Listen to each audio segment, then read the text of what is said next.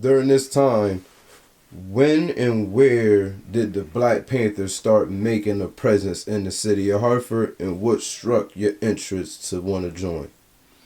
Well, the Panthers started around the 60s. They strengthened themselves up in the mid 60s, around 66 or so.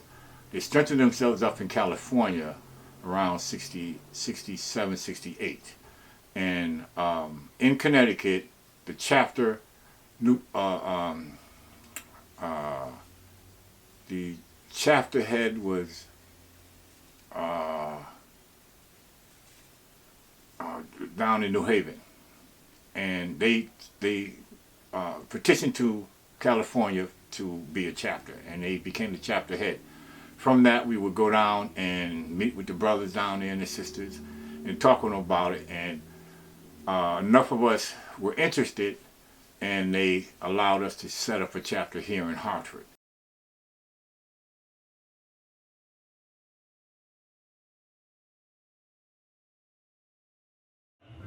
The older dudes or the surrounding areas was like people like the Black Panthers or In those PE classes, we gave each one of them the ability to be a Panther at heart, to be able to stand up for their rights. We taught them their rights. We showed them where their rights were. We showed them where their power was. We showed them how to defend themselves in any situation. It wasn't about guns. See, guns is a part of the American existence, and it shows up now to where they're still murdering people with those same guns. Our ability to be able to have the guns was to show that you have the right to bear a gun because it's a part of the laws in America. Our people did not know a lot of laws that they could stand on and stand behind. So the gun was one law that allowed them to visually see if these guys are standing out here with the right to have these guns, then everything else that they're saying, all the other rights, that they would strengthen them. So how they put that together, how they used to take care of us inside that project, how they used to, police Bellevue Square themselves. It wasn't like the police could come in Bellevue Square back in them days and just do what they want like they do now in all these other projects and streets and all that stuff. Now back then, you wasn't doing all that. You know what I mean? You come in armed, they was already armed. Yeah. Stop you at the gates, bro. You're not on here. We don't need you. We already handled it. Bye. eventually the FBI came in and spoiled the direction of the Panthers.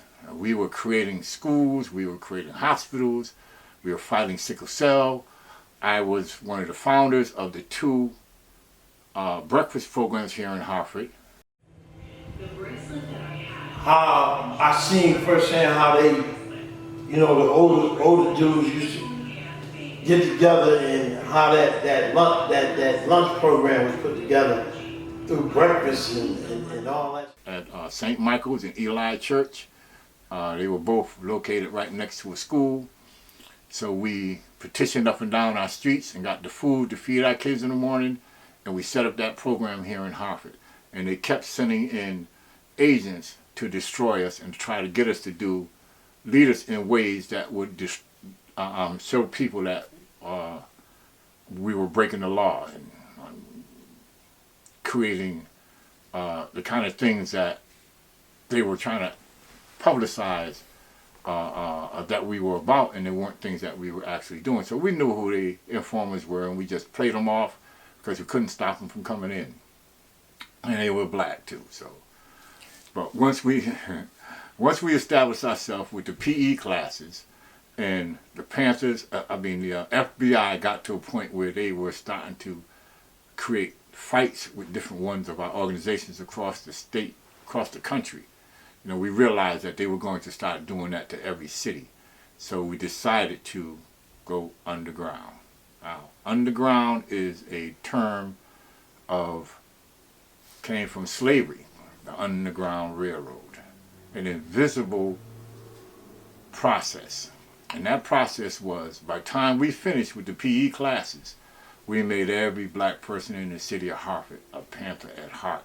We gave them the ability to stand up for themselves. So we didn't need a vanguard standing out front. that they can destroy or make us look bad. So we defunct the structure and kept doing our work without an organization that they could pick on. So we just became the people.